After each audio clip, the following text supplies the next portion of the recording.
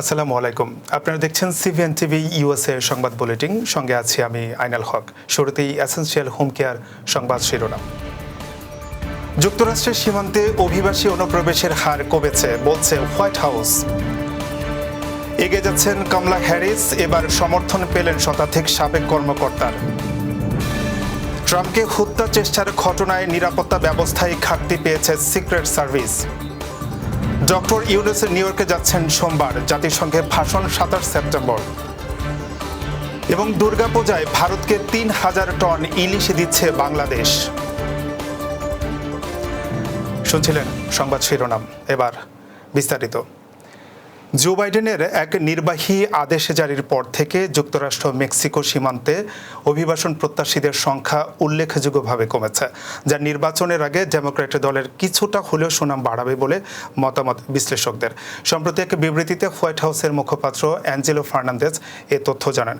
গত অগাস্ট মাসে আগের বছরের তুলনায় সীমান্তে অভিবাসন প্রত্যাশীদের সংখ্যা প্রায় 50% কমেছে।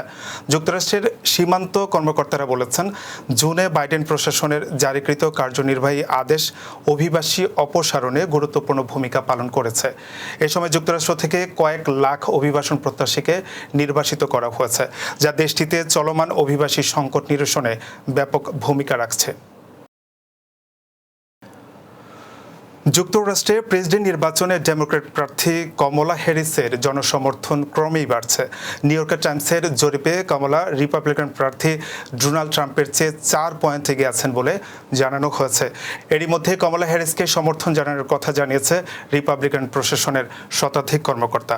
এর মধ্যে সাবেক প্রেসিডেন্ট রোনাল্ড রিগ্যান ও জর্জ ডব্লিউ বুশ সহ সাবেক ট্রাম্প প্রশাসনের কর্মকর্তারা রয়েছেন। শুক্রবার এক চিঠির মাধ্যমে কমলার পক্ষে সমর্থনের কথা জানান যুক্তরাষ্ট্রের সাবেক ওই কর্মকর্তারা। এতে বলা হয়, সাবেক রিপাবলিকান নেতা Ronald Regan, George W Bush এবং ট্রাম্প প্রশাসনের সাবেক অনেক কর্মকর্তা ডেমোক্রেটিক প্রেসিডেন্ট প্রার্থী কমলাকে সমর্থনের কথা জানিয়েছেন। এছাড়া কংগ্রেসের সাবেক কিছু নেতাও কমলাকে পরবর্তী প্রেসিডেন্ট হিসেবে সমর্থন করেছেন। কমলাকে সমর্থন করে প্রকাশিত চিঠিতে তারা বলছেন, আমরা বিশ্বাস করি যুক্তরাষ্ট্রের প্রেসিডেন্ট হিসেবে অবশ্যই একজন নীতিবান এবং গুরুত্বপূর্ণ নেতা নির্বাচন করতে হবে। পররাষ্ট্রনীতির ক্ষেত্রে ট্রাম্পের চেয়ে কমলাকে বেশি যোগ্য বলে মনে করছেন তারা। দ্বিতীয় মেয়াদে প্রেসিডেন্ট হিসেবে দায়িত্ব পালনে ডোনাল্ড ট্রাম্পকে অযোগ্য বলে মনে করেন তারা। এর আগে সাবেক রিপাবলিকান প্রশাসনের 230 জনেরও বেশি কর্মকর্তা হ্যারিসের প্রতি নিজেদের সমর্থন ব্যক্ত করেন, যা দিনে দিনে কমলা হ্যারিসের নির্বাচনের হাত শক্ত করছে বলে মতামত সংশ্লিষ্টদের। যুক্তরাষ্ট্রের আসন্ন নির্বাচনে রিপাবলিকান প্রার্থী ডোনাল্ড ট্রাম্পকে জনসভায় হত্যা চেষ্টার ঘটনায় নিরাপত্তা ব্যবস্থায় ঘাটতি পেয়েছে বলে জানিয়েছে দেশটির সিক্রেট সার্ভিস। সংস্থাটির এক তদন্তে এমন তথ্য উঠে এসেছে। সিক্রেট সার্ভিসের ভারপ্রাপ্ত পরিচালক রোনাল্ড রো সাংবাদিকদের বলেন, দায়িত্বে নিয়োজিত এজেন্টদের মধ্যে এক ধরনের গা ছাড়া ভাব ছিল। এর ফলে নিরাপত্তা ব্যবস্থাকে ফাঁকি দেওয়া সম্ভব হয়েছিল। আর এসব ঘটনায় দায়ী এজেন্টদের শাস্তি দেওয়া হবে বলে জানান তিনি।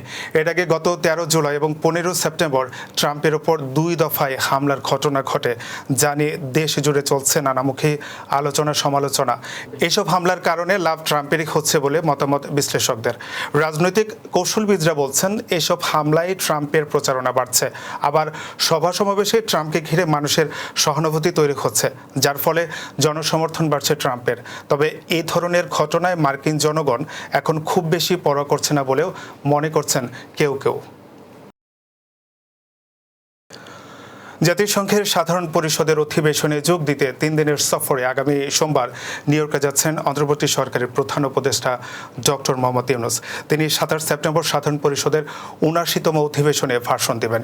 শনিবার প্রধান উপদেষ্টার জাতিসংঘ অধিবেশনে অংশগ্রহণ নিয়ে এক সংবাদ সম্মেলনে এ তথ্য জানান পররাষ্ট্র বিষয়ক উপদেষ্টা মোহাম্মদ তৌহিদ হোসেন। পররাষ্ট্র উপদেষ্টা বলেন, সাম্প্রতিক বছরগুলোর মতো এবার বাংলাদেশ থেকে শতাধিক সদস্যের প্রতিনিধি দল চার্টার্ড বিমানে নিউ ইয়র্কে সফর করবে না, বরং যার যে সংশ্লিষ্টতা বা দায়িত্ব সে অনুযায়ী যতটা সম্ভব সীমিত আকারে প্রতিনিধি দল গঠন করা হয়েছে। নিজেদের দায়িত্বের সঙ্গে সামঞ্জস্যপূর্ণ উচ্চ পর্যায়ের সভাগুলোতে অংশ নিতে ভিন্ন একটি ফ্লাইটে 2 দিন আগে নিউ ইয়র্কে যাবেন বলেও জানান পররাষ্ট্র উপদেষ্টা। প্রধান উপদেষ্টা ডক্টর মোহাম্মদ ইউনুস 3 দিন নিউ ইয়র্কে অবস্থান করে 27 সেপ্টেম্বর বাংলাদেশের উদ্দেশ্যে রওনা হবে বলেও জানান তিনি।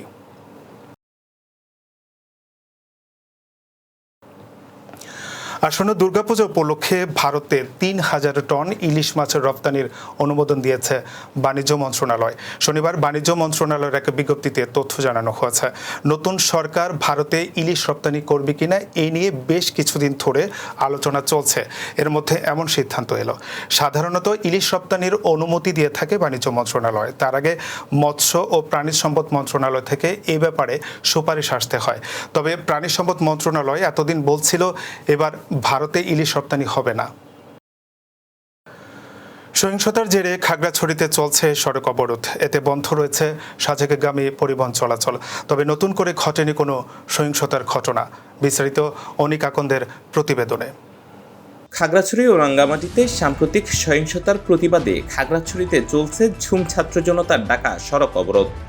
শনিবার সকাল থেকে শুরু হওয়া এই অবরোধ কর্মসূচি ঘিরে নতুন করে কোনো সহিংসতার ঘটনা ঘটেনি পার্বত্য এই এলাকা জুড়ে। কর্মসূচি ঘিরে শনিবার সকাল থেকে সড়কে যান চলাচল কিছুটা কম হলেও বেলা বাড়ার সাথে সাথে স্বাভাবিক পর্যায়ে চলে আসে। যাত্রী না থাকায় দূরপাল্লার বাস চলাচল বন্ধ থাকলেও শহরের গণপরিবহনের চিত্র ছিল স্বাভাবিক। তবে বন্ধ ছিল পর্যটন কেন্দ্র সাজেকগামী পর্যটকবাহী পরিবহন। নিরাপত্তা নিশ্চিত করা হলে পরিবহন চলাচলে প্রস্তুত জানিয়েছেন পরিবহন সংশ্লিষ্টরা। জেলা জুড়ে আইনশৃঙ্খলা বাহিনীর টহল অব্যাহত রয়েছে জানিয়ে আইনশৃঙ্খলা বাহিনীর পক্ষ থেকে বলা হয়েছে জননিরাপত্তা নিশ্চিতে কাজ করছে তারা। প্রসঙ্গত গেল বুধবার খাগড়াছড়ি সদরে মামুন নামে এক যুবকের মৃত্যুর ঘটনায় বিচারের দাবিতে দীঘিনালায় বিক্ষোভ চলাকালে বৃহস্পতিবার পাহাড়ি বাঙালি দুই পক্ষের মধ্যে সংঘর্ষের ঘটনা ঘটে। এর জের খাগড়াছড়ি সদর ও রাঙ্গামাটিতেও ছড়িয়ে পড়ে। সহিংসতায় খাগড়াছড়িতে ৩ জনের প্রাণহানি এবং অনেকে আহত হয়। এর প্রতিবাদে ঢাকায় বিক্ষোভকারী জুম ছাত্র জনতার ব্যানারে কর্মসূচি থেকে শনিবার থেকে পরবর্তী ৭২ ঘন্টা ৩ পার্বত্য জেলায় সড়ক ও নৌপথ অবরোধের ডাক দেওয়া হয়, যাতে সংহতি প্রকাশ করে পাহাড়ের বিভিন্ন আঞ্চলিক সংগঠন। এবার কর্ণফুলী ইনকাম ট্যাক্স সংবাদ শিরোনাম।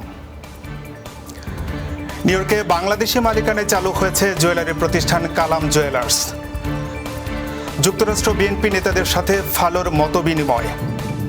নিউ ইয়র্কে ব্রাহ্মণবাড়িয়া কমিউনিটি অব নর্থ আমেরিকার জমজমাট বনভোজন। এবং বাংলাদেশের বর্ণাঢ্যদের পাশে Munshiganj Bikrampur association USA. New ইয়র্কের জ্যাকসন হাইটসে যুগ যুগ ধরে ইন্ডিয়ান মালিকানাধীন ব্যবসায়ীরা স্বর্ণের ব্যবসা নিয়ন্ত্রণে করে আসলেও এই প্রথম স্বর্ণের বাজারে যুক্ত হলেন একজন বাংলাদেশি। জ্যাকসন হাইটসে 74 স্ট্রিটে বাংলাদেশি মালিকানায় চালু হয়েছে জুয়েলারি প্রতিষ্ঠান কালাম জুয়েলার্স। প্রতিষ্ঠানটি চালু করার পর থেকে অনানুষ্ঠানিকভাবে বিক্রি চালু হলেও আনুষ্ঠানিকভাবে এখনও উদ্বোধন হয়নি প্রতিষ্ঠানটি। জ্যাকসন হাইটসের বুকে বাংলাদেশি মালিকানাধীন এ প্রতিষ্ঠান ন্যায্য মূল্যে গোল্ড সরবরাহ করে বাঙালিদের গোল্ডের চাহিদা পূরণে সমর্থ হবে বলে মনে করছেন প্রবাসী বাংলাদেশিরা। কালাম জুয়েলার্সের স্বত্বাধিকারী মোহাম্মদ কালাম জানান, 34 বছরের অভিজ্ঞতাকে কাজে লাগে জ্যাকসন হাইটসে জুয়েলারির এ প্রতিষ্ঠান চালু করা হয়েছে। এরই মধ্যে বাংলাদেশিদের অভিভূত সাড়া পাচ্ছেন বলেও জানান তিনি। জ্যাকসন হাইটসের দোকান ছাড়াও তার মালিকানায় ঢাকার বাইতুল মোকাররম ও নিউ জার্সিতে স্বর্ণের দোকান রয়েছে। যুক্তরাষ্ট্র বিএনপি নেতাদের সাথে মতবিনিময় করেছেন সাবেক প্রধানমন্ত্রী বেগম খালেদা জিয়ার রাজনৈতিক সচিব ও এনটিভির চেয়ারম্যান মোসাদ্দেক আলী ফালু। শুক্রবার সন্ধ্যায় অ্যাস্টোরিয়ার একটি রেস্টুরেন্টে এ সভা অনুষ্ঠিত হয়।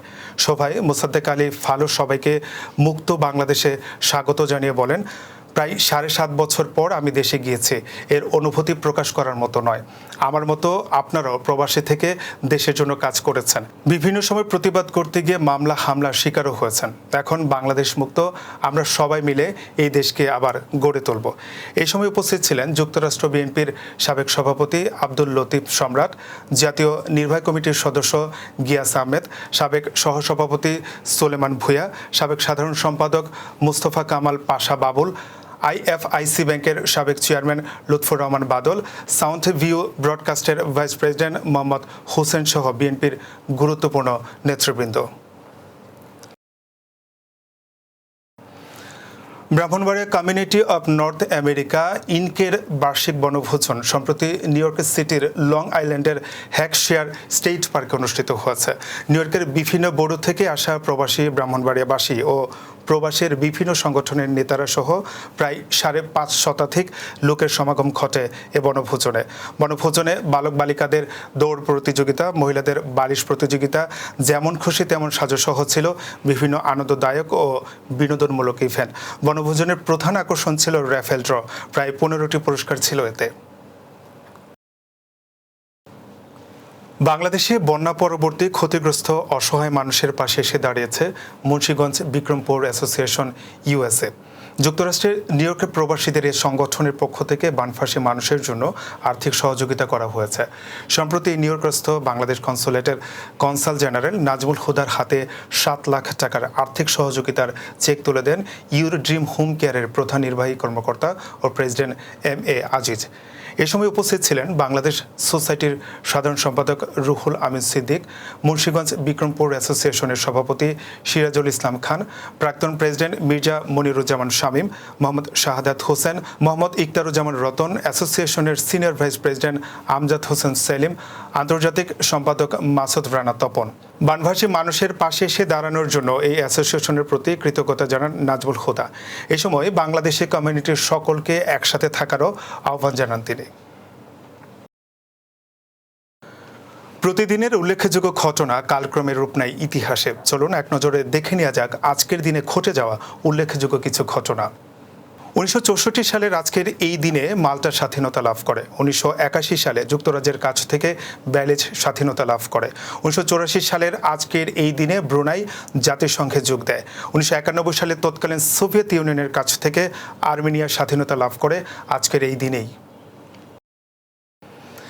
এই ছিল সিবিএন টিভি ইউএসএ সংবাদ বুলেটিনে। শেষ করছি। পরবর্তী বুলেটিন দেখার আমন্ত্রণ জানিয়ে এতক্ষণ সাথে থাকার জন্য ধন্যবাদ সবাইকে।